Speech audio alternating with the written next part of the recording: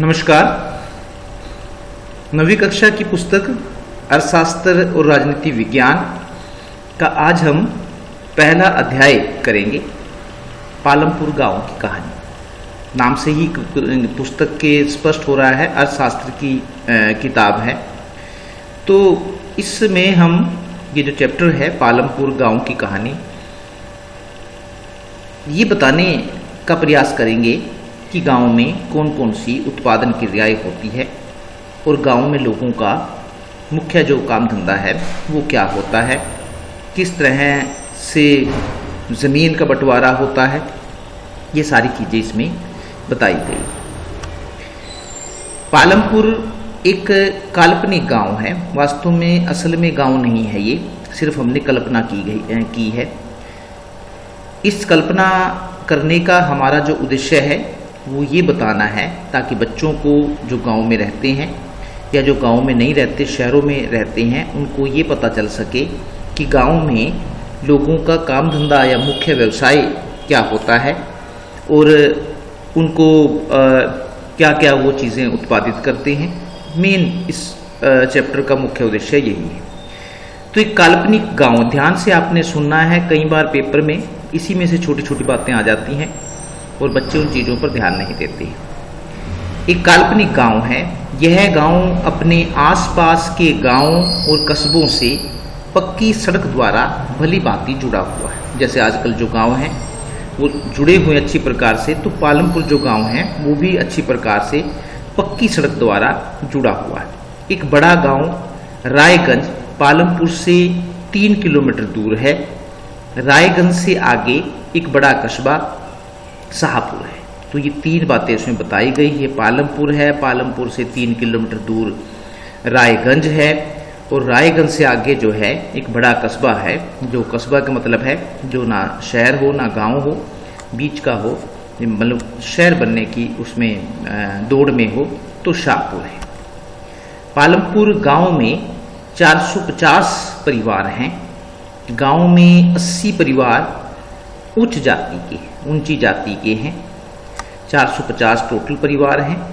गांव की ज़्यादातर भूमि के मालिक यही परिवार है। जो 80 परिवार हैं, जो ज़्यादातर ज़मीन है गांव की, वो इन्हीं के पास है। 80 परिवारों के जो ऊंची जाति के, इनके मकान बड़े और पक्के बने हुए। आमतौर पर यही होता है। जो गरीब होते हैं, जो थोड़ी नीची जाति के होते हैं, उनके मकान कच्चे होते हैं, और जो ऊंची जाति के होते हैं, जिनके पास ज़मीन होती है, कमाई का साधन होता है, उनके मकान पक्के और बड़े होते हैं। तो 450 परिवार हैं। 80 परिवार ऊंची जाति के हैं और ज़मीन के मालिक भी वही हैं।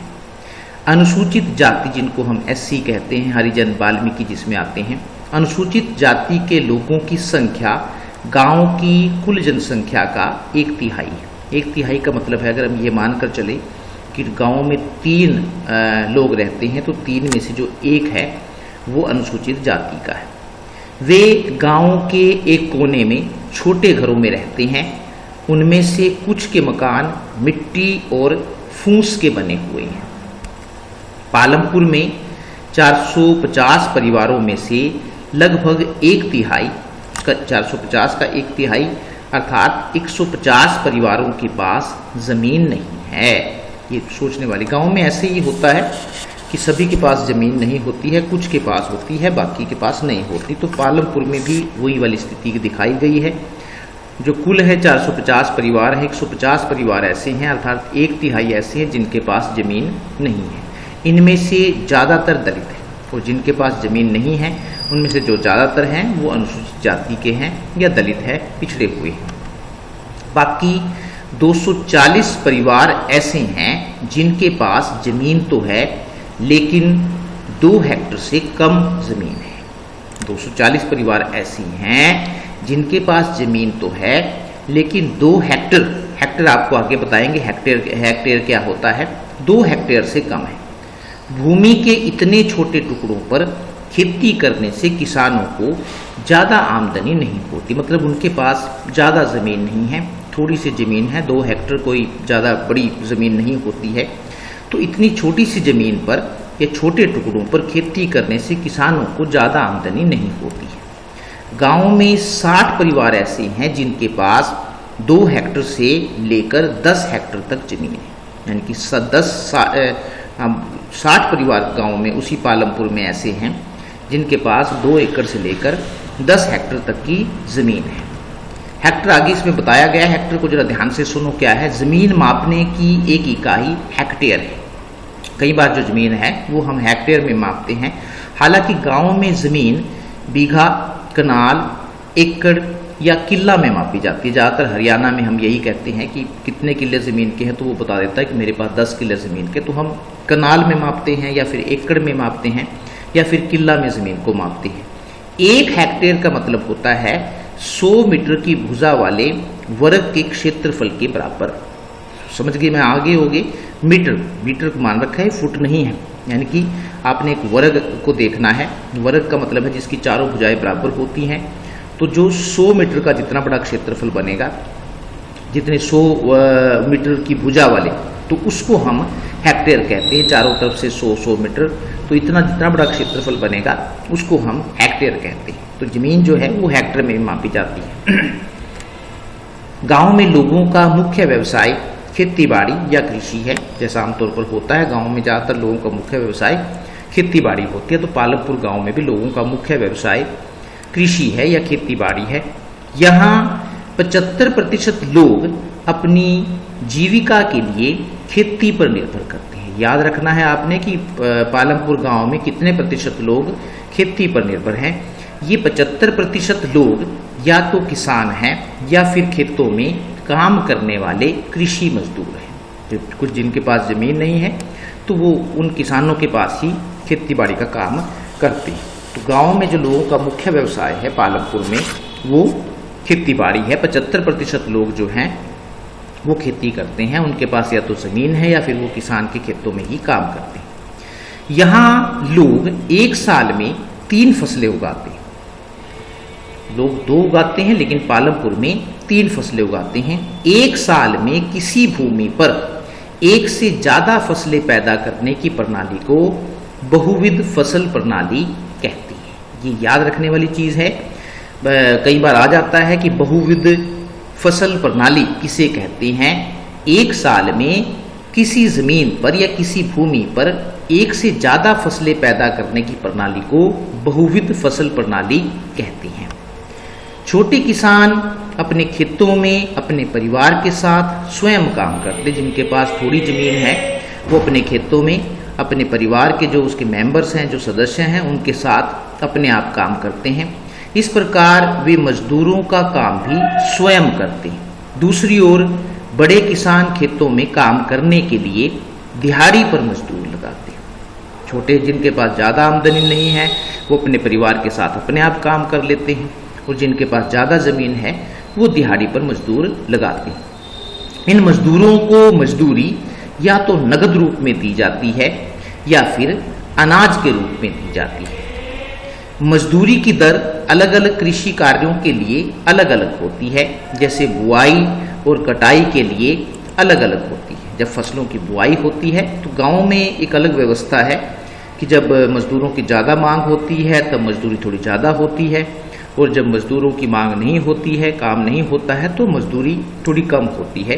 तो तभी लिख रखा है इसमें अलग अलग कृषि कार्यों के लिए अलग अलग होती है। जैसे बुआई और कटाई के लिए अलग अलग होती है। इसके अलावा रोजगार की अवधि में भी काफ़ी भिन्नता है। यानी कि ज़्यादा रोजगार की अवधि का मतलब है कि एक व्यक्ति को कितने समय तक काम मिलता है। ज़्यादातर मजदूरों की ज़रूरत तभी पड़ती है जब खेतों में काम होता है। ग्रामीण इलाकों में या गाँवों में ऐसा ही होता है, पूरे साल काम नहीं होता है। जब फसल बुआई का टाइम होता है या फिर फसलों को कटाई का टाइम होता है, उसी समय मजदूरों की ज़्यादा जरूरत पड़ती है। पालमपुर में बिजली जल्दी आ गई थी, इसलिए लोगों ने देखा कि बिजली से चलने वाले नलकूपों से अच्छी तरह से सिंचाई की जा सकती है, इसलिए खेतों में नलकूप से सिंचाई होती है। पालमपुर में ज़्यादा मतलब सभी लोगों के खेतों में जो है वो नलकूप लगे हुए हैं जो बिजली से चलते हैं। ये आप चित्र देख रहे हैं गाँव का, किस तरह से गाँव के जो लोग हैं, किसान हैं, वो खेती बाड़ी का काम करते हैं। ये भी हुई है जीरी लगाने का चित्र दिखाया गया है, गांव का दृश्य है। ये फसल कटाई का टाइम है, जब धान को झाड़ा जाता है, अलग किया जाता है दाने को। ये निराई का समय है, जब खेतों में खरपतवार पैदा हो जाते हैं तो उनको निकाला जाता है। ये बुआई का टाइम है, जब फसल को बुआई के लिए तैयार किया जाता है। गांव में दो, पालमपुर गांव की बात हम कर रहे हैं, तो पालमपुर गांव में 2 प्राइमरी स्कूल है। ये भी याद रखना है कि पालमपुर गांव में कितने प्राइमरी स्कूल हैं। 2 प्राइमरी स्कूल हैं तथा एक हाई स्कूल है।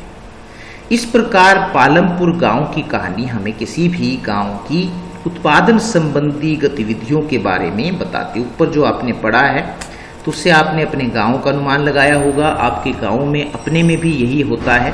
ज़्यादातर लोगों के पास, जो बड़े लोग हैं, ऊंची जाति के, उन्हीं के पास ज़मीन है, और जो दूसरे हैं बेचारे गरीब हैं या फिर जिनके पास ज़्यादा कुछ नहीं है, वो उनके खेतों में काम करते हैं। तो वही वाली चीज़ जो है वो हमने पालमपुर गांव में के वाले इस अध्याय में पेश की है, जो एक काल्पनिक गांव।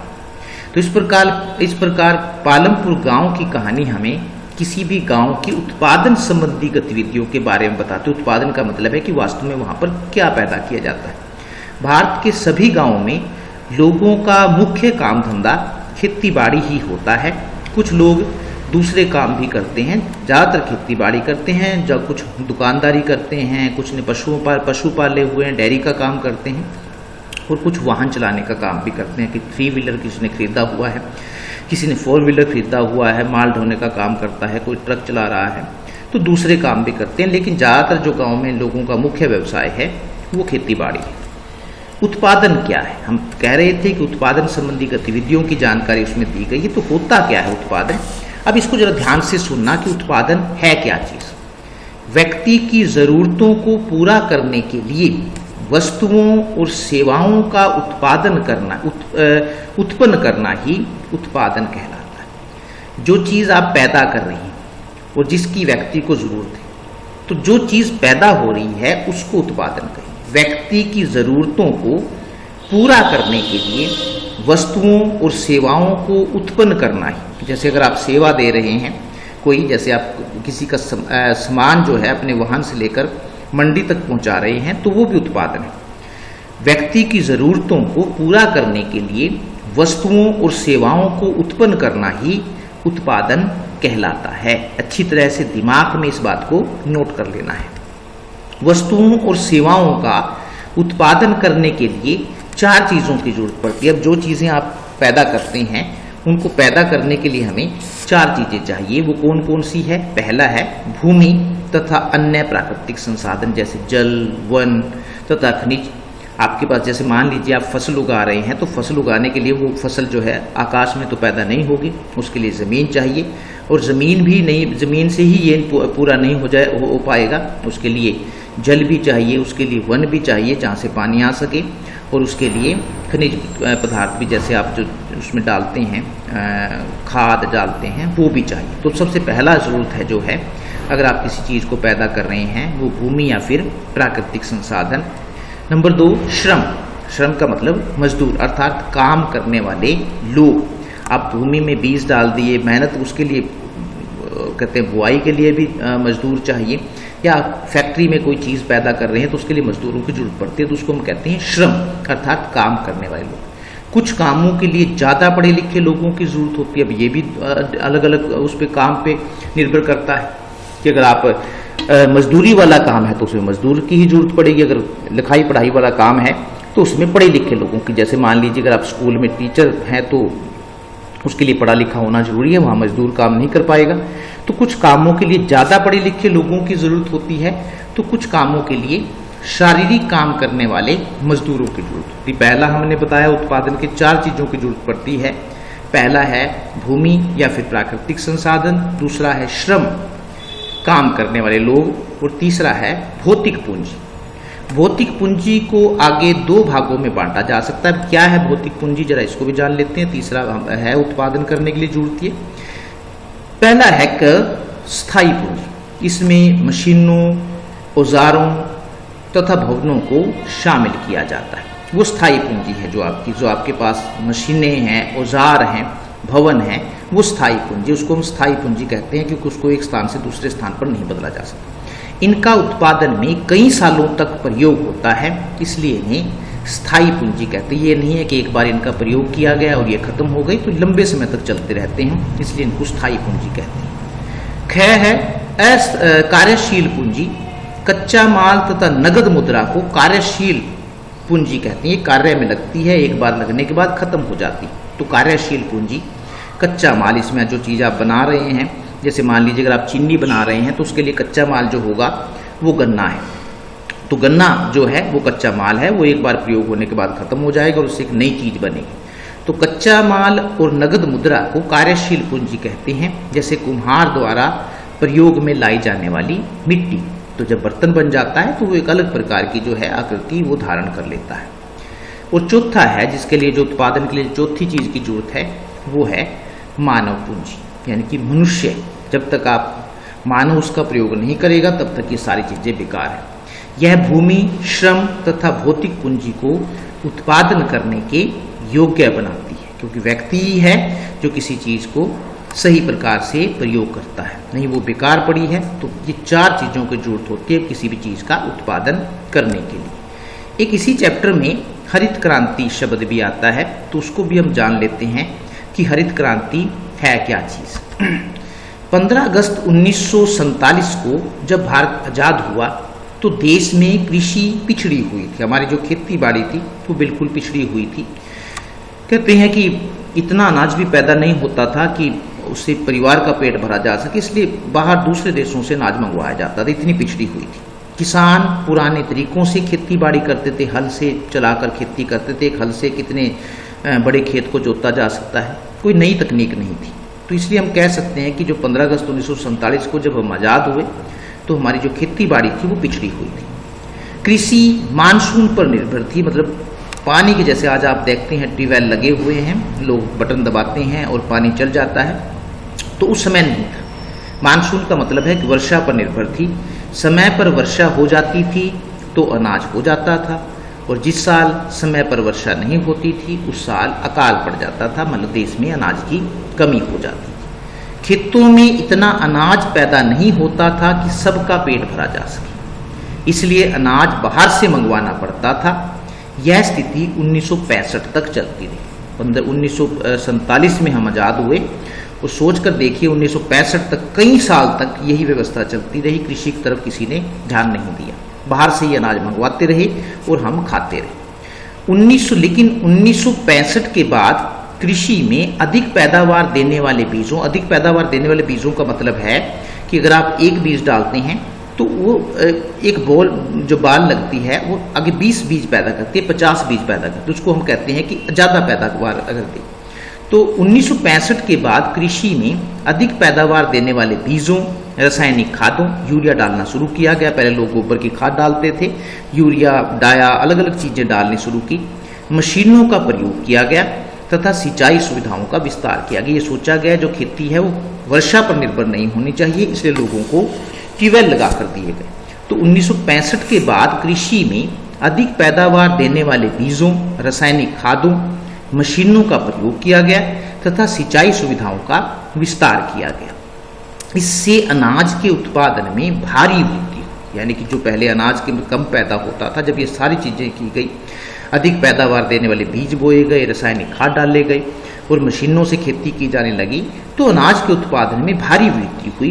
अनाज के उत्पादन में हुई इस आश्चर्यजनक वृद्धि को ही हरित क्रांति का नाम दिया, क्योंकि फसलों का जो रंग है हरा होता है, और जब बड़े पैमाने पर उत्पादन, तो हम जब बड़े पैमाने पर परिवर्तन होता है तो हम उसको क्रांति कहते हैं। क्योंकि पिछले हम पिछड़े हुए थे, लेकिन एकदम से जब सारी चीज़ों का प्रयोग किया गया, अधिक पैदावार देने वाले बीज प्रयोग किए गए, रासायनिक खाद प्रयोग किए गए, तो एक क्रांति सी आ गई, यानी कि हम उम्मीद भी नहीं कर रहे थे।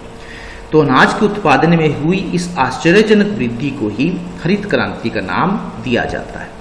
हरित क्रांति का परिणाम यह हुआ कि भारत जो पहले बाहर से खाने के लिए अनाज मंगवाता था, वह अनाज के मामले में आत्मनिर्भर देश बन गया। अब हमें दूसरे देशों से अनाज मंगवाने की जरूरत नहीं थी, बल्कि हम दूसरे देशों में अनाज भेजने लगे थे। तो ये थी हरित क्रांति। धन्यवाद।